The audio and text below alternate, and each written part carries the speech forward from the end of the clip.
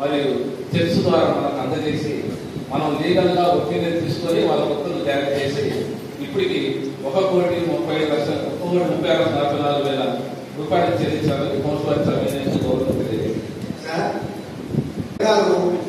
మీకు పొందుకొచ్చిన ఈ అంశంలో కానీ ఆ విధంగా చర్చ్ తీసుకోవచ్చు అని ఎక్కడన్నా తెలియజేసినారా? నా కౌన్సిల్ ఏమన్నా మీకు తెలియజేసిందా? గెజిట్లో ఆ విధంగా చర్చ్ తీసుకోవచ్చు అనేది మీకు రాసినారా? మీకు ఎవరు ఇచ్చినారా ఆ పవర్ చర్చ్ తీసుకోవచ్చు అని? చెక్కులు ఇచ్చినారు కదా ఎవరు? మీకు ప్రభుత్వం నుంచి కానీ కౌన్సిల్ నుంచి కానీ మీకు ఏమైనా చెక్కులు తీసుకోమని మీకు వచ్చిందా? ఉందా? సెక్యూరిటీ మనం తీసుకోవచ్చు. చెక్కులా సార్? చెక్కులు తీసుకోవచ్చు. ఓకే, చెక్కులు తీసుకోవచ్చా సార్? సెక్యూరిటీ తీసుకొని మనం సెక్యూరిటీ కింద ఎప్పుడు తీసుకున్నారు సార్ చెక్కులు? మనం చెక్కులు సమర్పించాలని ఉత్తర్వులు తయారు చేయడం సార్. ఎప్పుడు తీసుకున్నారు చెక్కులు? ఉత్తర్వులు తయారు చేయడానికి ముందే తీసుకోవడం జరిగింది. ఉత్తర్వులు జారీ చేసేదానికంటే ముందే మీరు చెక్కులు తీసుకున్నారు. చెక్కులు తీసుకుని ఎక్కడ పెట్టుకున్నారు సార్? ఎక్కడ ఎక్కడ ఎక్కడ రికార్డులో పెట్టుకున్నారు?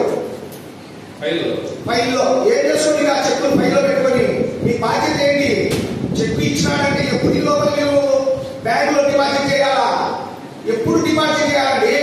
అంటే మీ అత్తగారి సొమ్ము అనుకుంటారా చెక్కులు మీ ఇంట్లో పెట్టుకోనికి?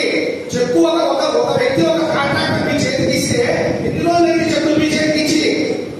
ఈ రోజుకి 40 రోజులైంది. 40 రోజులైనా కూడా మీరు చెక్కులు బ్యాంక్ లో డిపాజిట్ చేయలేదు అంటే ఏమని అర్థం?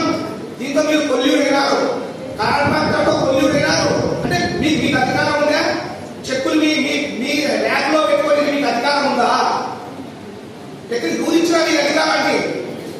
మీరు ఆ కాంట్రాక్టర్ తో కోట్ల రూపాయలు దండుకొని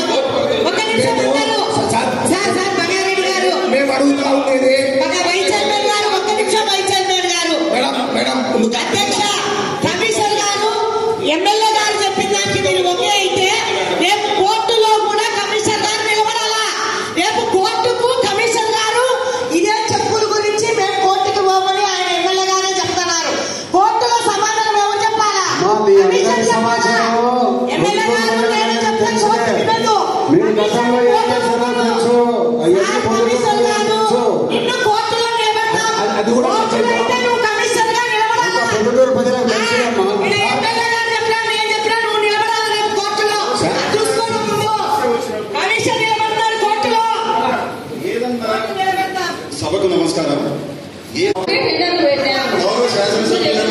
కనుక్కోండి, కమిషనర్ గారిని అడగండి. మేము ఎప్పుడు పిలిచినాము టెండర్ రాండి అని చెప్పి గౌరవ కమిషనర్ గారు ఉన్నారు.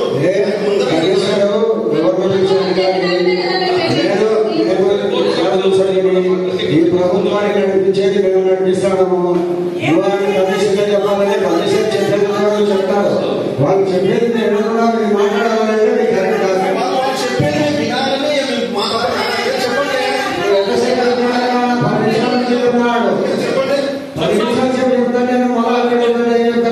చెప్పాలి లేదా కోర్టు పరిధిలో